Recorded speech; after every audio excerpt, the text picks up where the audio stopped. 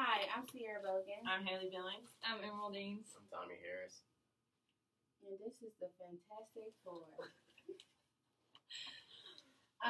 The question of the discussion is, who is right, marks or change? Is work always alienating or exploitative? So, when looking at Marks and Chang's point of view on work, do you feel that you can become part of what you are doing? Yes and no. I think it depends on what job you're at. Like certain jobs like McDonald's or Wendy's, any fast food, no. I worked at 3 total, and I felt like I was just a crew member. They kind of just use you, and you feel like you're a number. Regardless of how hard you work, you're going to be a number. They will fire managers when necessary. They don't care to pay you. It's just, as long as they're making money, they're happy. But at like Toys R Us, I worked at Toys R Us too, and I enjoyed it. You got to like talk to the families and the little kids, and you saw how happy the kids were to get a toy. So you kind of felt like you were part of something bigger. Well, also, I worked at a fast food too, and I kind of agree with you, and I kind of don't. Okay, because they do make you feel like a number at certain times. Like, say for instance, you're busy, they don't care who you are. You got to get the customers out. Constant, fast pace, constant. But also, I think like you also can gradually move up as you work there. Like you might start off as a crew member, but also you can end up becoming like a manager, then a lead manager, then a store manager, and then a general manager. So it all depends on like where you work at, I think, because some people don't care. How long did you work at fast food? I've been working there since 2015, but I'm still. You're right. I'm still a crew member, and you work hard, right? I think I'm the best. And my point. And are you a shift manager yet? No, I think I'm like a lead person. I have been offered a job though, but I didn't take it. Did they give you raises? Yes. Okay. But it took a long time to get a raise. Right. So I see where you're coming from. I think that, I mean, I can see where you feel like it's just a number, but I think, like, even if you, like, work at a place like McDonald's or whatever, you can see, like, when you make customers happy. And I think that makes you not so much as a number because it shows that they appreciate what you do. So you are getting some type of reward from it, whether you realize it or not. I think it's all depending on where you are in the company, and if you're higher up than anybody below you, is just going to be a number. But when you get down into like the crew members and the managers that are there, like on duty within the store or wherever you're working, then you're going to be more personable with them. But if you go up to like CEOs and everything, they're going to be like, well, this store, we have 10 people. And, you know, it doesn't matter who those 10 people are. It doesn't matter about their lives. But when you go into that store and you take those 10 people, they're probably all very close to one another, especially if they work all the time. So I think it just depends on your status within the company. I agree with that. Okay. When Chang says the most important thing is that you learn something from your job, do you feel this is important? Or do you feel that just because you learn something doesn't mean you still aren't just a number? I think it's extremely important. As the worker yourself, you're going to be happy when you're learning something. If you go somewhere and it's the same thing every single day, you're going to get tired of it after a while. You're going to look for something else that's at least challenging or it makes you think. It depends on what you learn, though, so that way you can take it from job to job and just throughout your life period. Help you grow as a person. So she was talking about the people in the factories. They do the same thing every day. Mm-hmm. So they technically probably might not be learning something new every day because if they're doing the same thing every day, so why do you think? It could depend on what they're learning. Like, it could just be something as simple as learning to work on a team. If you're on a line, then you have to depend on a person before you and after you. So. Yeah, because I can see where it'd be like learning is important because, as you said, like you stay interested, but also because you learn new skills. So when you decide to go to a new job, you have more abilities than you would have had just doing the same exact thing and never learning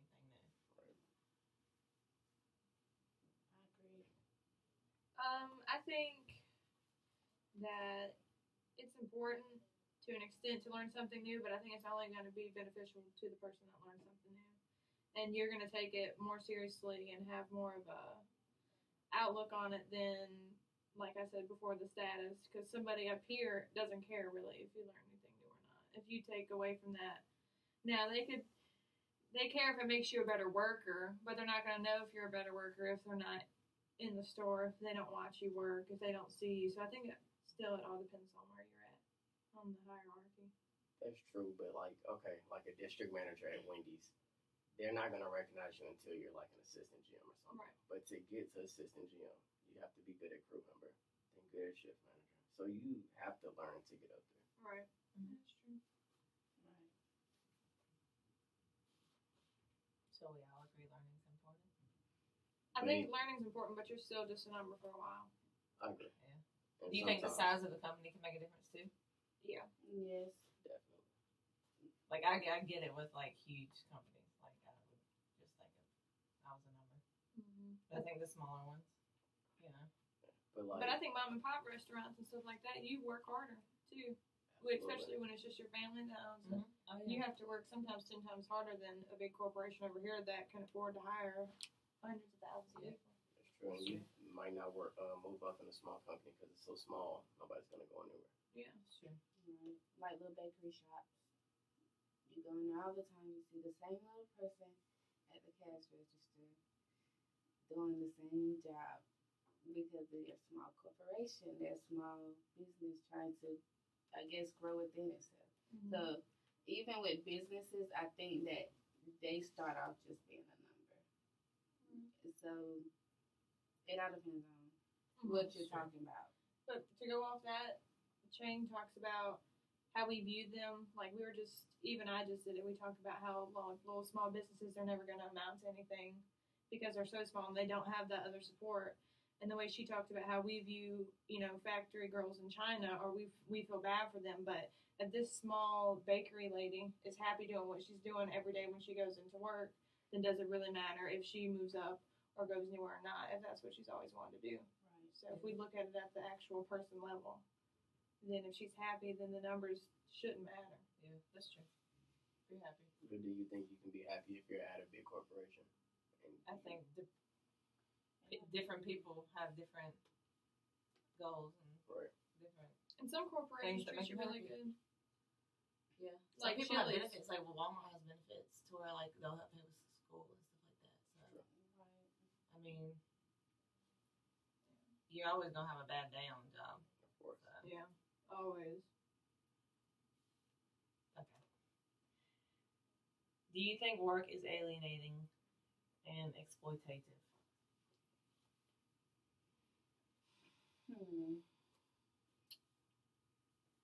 I would say it is alienating. Right now I work at a call center. I've been at call centers for the last 3 years, and I feel like I live at the call center. I talk like I'm in a call center all the time, and it's very irritating. They expect you to be there holidays. It doesn't matter. So yeah, I would agree with that. Cause like I didn't see my family at all this weekend. So, but that's not every week. But I think sometimes, especially holiday stuff, can definitely be like that. right. I get one. And I can imagine in like factories and stuff that it really is. I agree. I think it's alienating because, like, even I worked at McDonald's, and even if I'm going through another drive-thru, I end up saying, "Is that all?" to the person taking my order. So I think like my mind has like adjusted to like even being at work. Like with McDonald's, the only day the whole company gets off is Christmas. Thanksgiving, you gotta be there. It doesn't matter. So you can put in a 2 weeks notice, still won't get the day. So with that, I think like you do become a part of your work because it all depends on who's above you. You gotta trust in the person above you to get the days off. So it all depends on that. Right. And I think it's alienating to an extent, but I wouldn't say it's exploitative. because like with me, where I work and where she works, they sometimes you feel like all your work goes in for nothing, but at the same time, they still like appreciate you. And I feel like when I do a really good job, somebody will say, you know, thank you for doing this, or that was great. And we work at a country club, so we have members that we see daily or weekly, and they'll, like, I had somebody come up to me and, you know, thank you for all your hard work. We really appreciate everything you do. But you're not going to get that everywhere you go. Yeah. Right. And I mean, we have, like, people who, like, generally care. And, like, our people we work with, like, are really good friends. So, like, I mean, if you think about it like that, you're with your friends at work and stuff like that, it's not so much alienating. But, yeah, I agree. It depends on where you work. And back to what you're saying about when you were in the drive-thru and you'll find yourself doing things.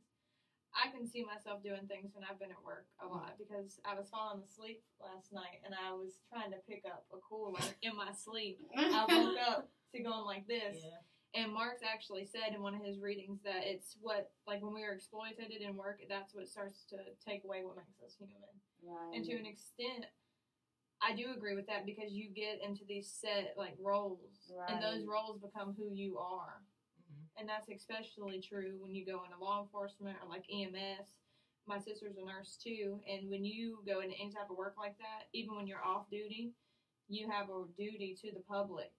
To, if you see something happen, like especially EMS workers, if you're off duty but you see someone pass out in a restaurant, technically if they find out that you're there and you did nothing to help them, you can get in trouble for that. And you're not even at work, but yet putting yourself in those shoes, you're taking on the responsibility of, even when I'm not at work, completely off duty with my family, if I see something happen, I have to act. Yeah.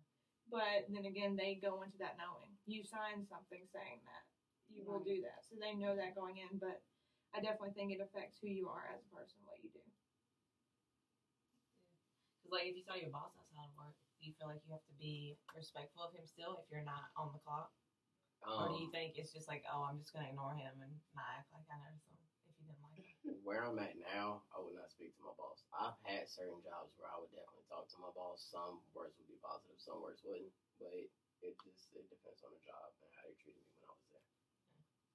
I agree. I started off hating my boss, but I mean, it's a kind of love-hate relationship. Like, going back to the alienating, sometimes she'll treat me as a number, but I'm like, look, I've been here longer than everybody here, so you can talk to me a more respectful way. So, it all depends. Mm-hmm.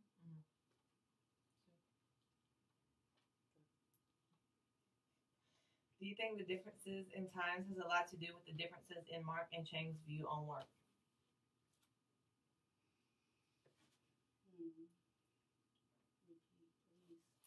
Do you think the differences in times has a lot to do with the differences in Mark and Chang's view on work?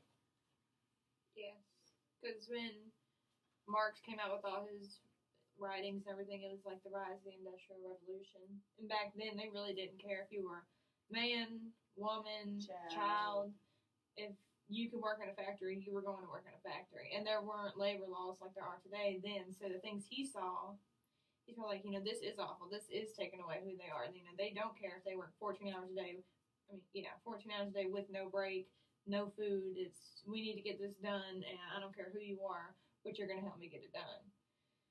More today, like Chang, it also depends on where you are, too, because she's in another country, but you would hope, at least in the U.S., that legally there's some things that they cannot do. Like you have to have a break. But sometimes I don't work. Supposed to have a break every 4 hours. Yeah. But some companies still don't follow that. Yeah. Supposed. So I think a difference in time for how Marx viewed it, yes. But I think it's also a difference in where you're at, because there are still places in the world that don't have the same labor laws that we do and will work you just as hard and not care. I would agree. I think, like, if it could be 10 years from now, I think people's views would be different. Because just things from 10 years ago are completely different than they are now. So I think it definitely has a effect on that way they view stuff. Right. Marx, he publishes stuff like around the 1800s and stuff like that. So yeah, that definitely had a big effect because we're like in 2017 now, and laws are changing. Just like the law with the 16-year-olds not being able to get charged as a adult. They're changing that. They just changed it. Well, it isn't written yet, but they are. Should there be a minor still? There'll be a minor, yeah. So they won't get charged as an adult, 18-year-old. So, like, the charges like laws like that are changing now. So, it definitely has changed. And work is a lot different now. Yeah. A lot different. It is, but some of what he says still holds true, and that was in the 1800s. Yeah. Right. Can you give an example? Yeah, like okay, McDonald's. Is supposed to get a break. I don't think I ever got a break at McDonald's, and that's not even exaggerating. Like, That's What did you work? was- What time did you work? 4 to 12. Yeah, you kind of don't get a break on that time. Because the night shift, they send everybody home so they can keep labor down. It's all about numbers, Yes. and once you're there, you're there. Right. And they don't care. They don't. I ate on the clock, but I was still on the clock. yeah. So they don't care because that's when you are a number. Mhm. Because like if you're on the schedule to 12, you're gonna stay. So don't matter who gets off before you or who came in before you. If they get off before you, they're going home and you're staying. So when they send everybody home, it starts getting busy, and you gotta pick up the slack. Yeah. So if that's during break time, when usually my break time is like around 8 o'clock. If it starts getting busy there, nobody's getting a break until after the rush is gone. What about your managers? They get breaks? No, they don't get breaks, but somehow they can sneak off and Absolutely. start eating. Yeah. But that's when it comes in like you're just a number also because like the crew, they benefit off us picking up the slack so they can eat. Kind of like that. So kind of back to exploitative things. They benefit off your work. Yeah, they benefit off us so they can eat and stuff like that. Also with the managers, they benefit off us with getting raises. The Absolutely. managers get raises, but we don't get raises. So they do that because our what is it Like called? if your store numbers. Yeah, I go down, start. Yeah, if I they start. give them, Yes, Yeah, get they bonuses, Get, yeah, too. they get bonuses. but y'all don't. We You don't don't get see bonuses. anything. You don't. You see Yeah. nothing. Yeah, so that's no matter kinda- how long you work there? No matter how long you work there, if you're a manager, you get bonuses. If you're a crew member, you get well, you don't get nothing. You might get a gift card, Mm-hmm. McDonald's gift Right, card, McDonald's gift card. McDonald's gift card. Mhm. That's what you might get, and you might be placed in a drawing to get that. So, I mean, that has like some exploitative things about it, but Do you get any benefits like employee discount or anything? Yeah, you did. I got 50% off. 50% off. Yeah, you get your Some meal at half get price. But some gets free stuff, but it all depends on where you work at. So McDonald's is not the place to be sometimes. and it's not just the McDonald's. So like now with Samsung, they care about the numbers, but we don't get any incentives at all. Really? You either do this or you're fired. It's not you get this high, thank you. It's you right here where you're going. And that's it. They just don't deal with anything. So where do you work now? Well, I do an internship at Uniform One. It deals with teens that are in trouble and like that don't really have much of anything, that do things because they're a follower and stuff like that. And I have a mentorship. I don't really work anywhere. I just volunteer and stuff like that.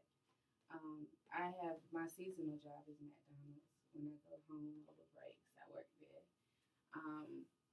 But that's all I do at the moment. So doing that, do you feel more appreciative? Yeah. Or do you feel like people are still like, you're your number? No, I think at my mentorship and internship, I think that they are appreciative though, because they don't get that treatment of what I give them on a regular basis. So like I think they're appreciative of the things that my company I work for does for them. Like sometimes some kids come hungry. They give them pizza and stuff before they leave. That might be the only thing they ate all that day. So I think that they're real appreciative of the things like that. So I think I'm pretty appreciated. And they constantly tell me that all the time. I appreciate you for everything you do. Thank you for coming in. But yeah. I think that's funny to think about because the saying, the best things in life are free. And like the rewards that you get from having those people, you know, that's not even a job. You don't have to go to it every day.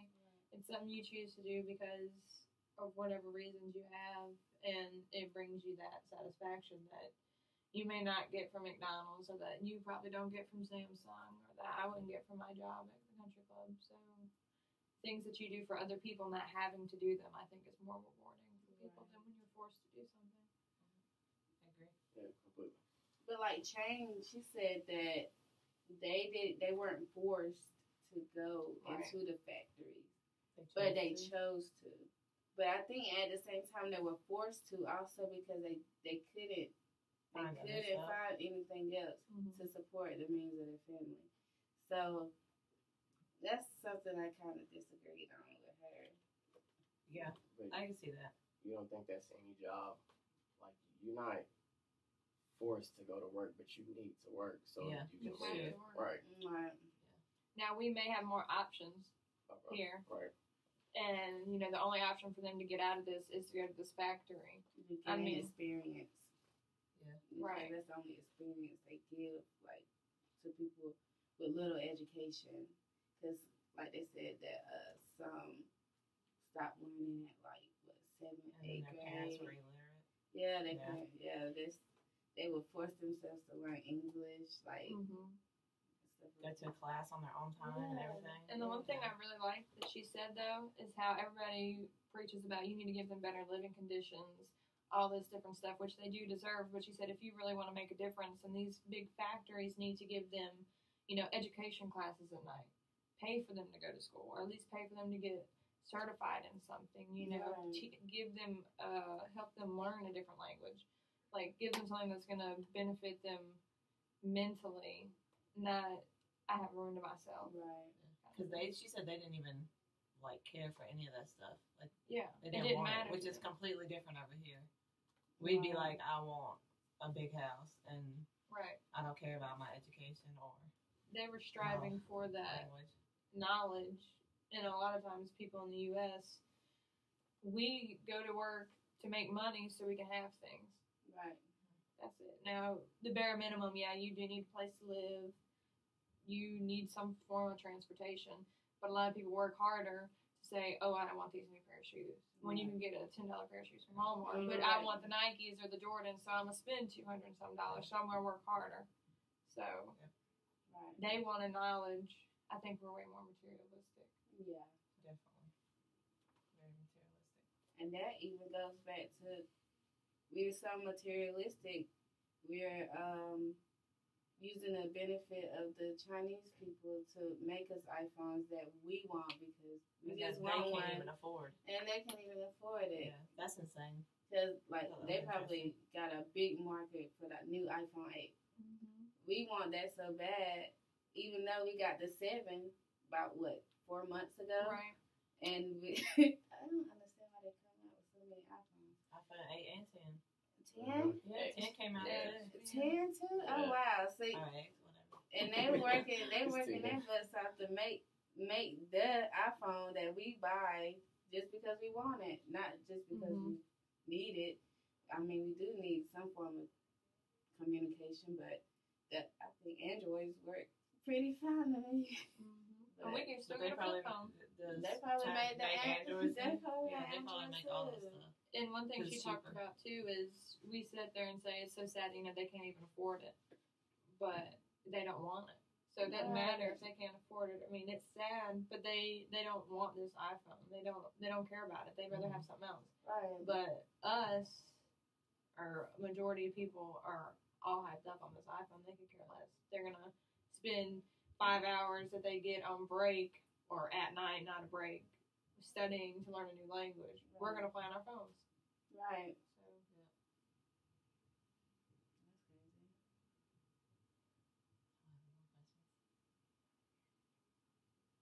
okay, well I know what else we can talk about.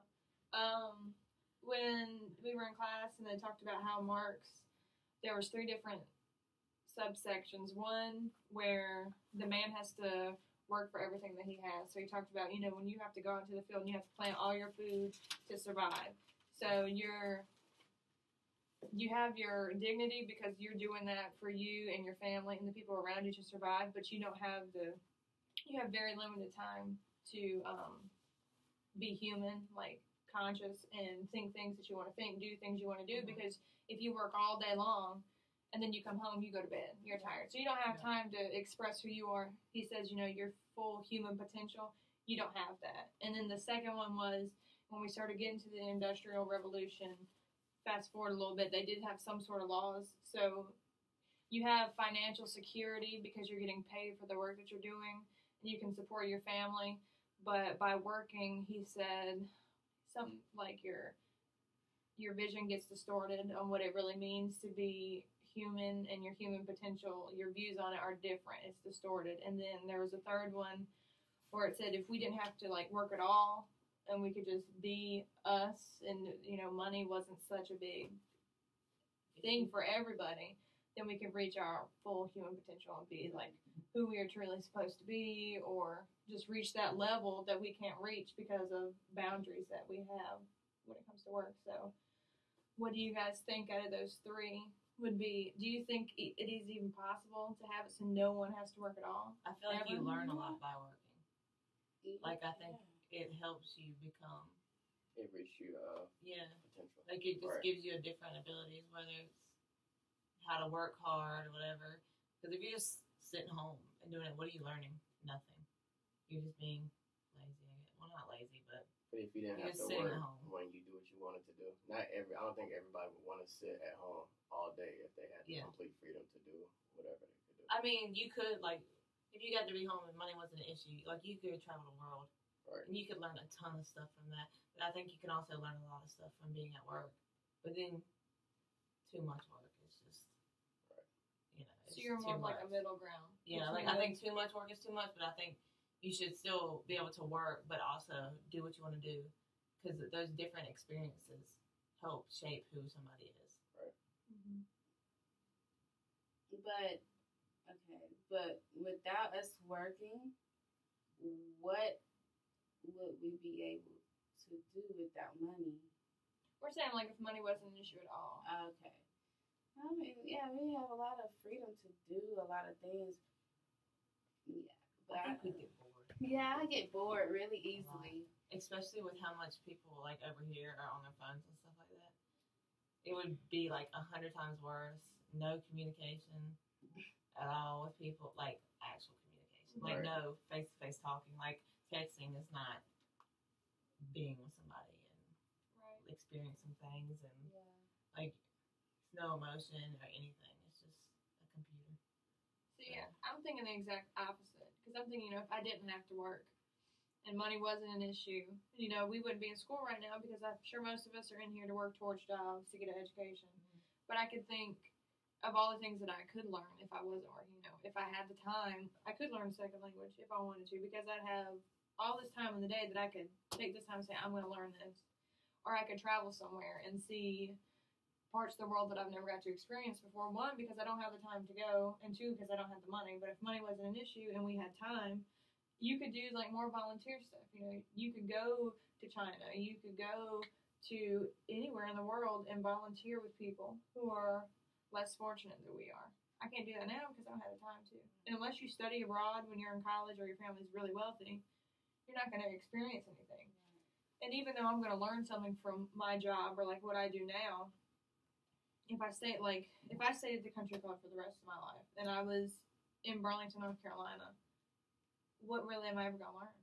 You're going to think you've learned a lot over your years of life here in Burlington or Greensboro, wherever you live, but you know, you might never seen California, you've never seen Italy, you've never seen all these other parts of the world that I think your mind gets stuck into where you're at and you think, my life's great, you know, I've learned so much, I did good at my job, but that's just one job. There's thousands, there's millions of jobs out there that you never experience, you'll never get to experience, and that's why I think it's important to move too.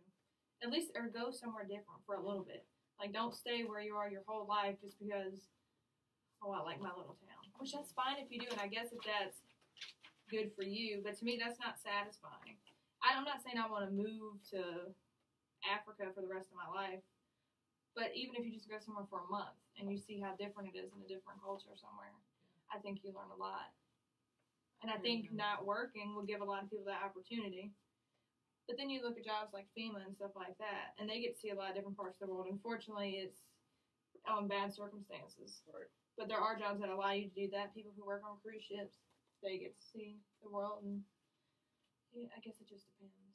But I think I'd have a lot of time to learn different things and really like find myself if I didn't have to work and go to school all the time. I do agree with you on that because you can, like even if you wanted to learn stuff from like work experience, you could do like volunteer, like you said, or like you could go and like job shadow someone in a big corporation just to see how it would be and get that somewhat type of experience. So you still be able to learn a lot, just differently, I guess. I think it depends on your job. Like, I think you want to travel a lot. You said a lot about traveling, so I feel like if you go into a career where you're able to see the world, then you'll be happy. Even though you're at work, you're not going to feel like you're at work because you're doing what you want to do. So I think if you are in a career where you love to do what you want to do, you can still reach your potential. Right. That's true. And my grandpa always said that he was a law enforcement officer and he did immigration like on the Canada line. So he actually lived in Canada for a while. But he said, you know, every day he went to work and never felt like he was at work. He said every day at work to me was like someday on the farm with his daddy.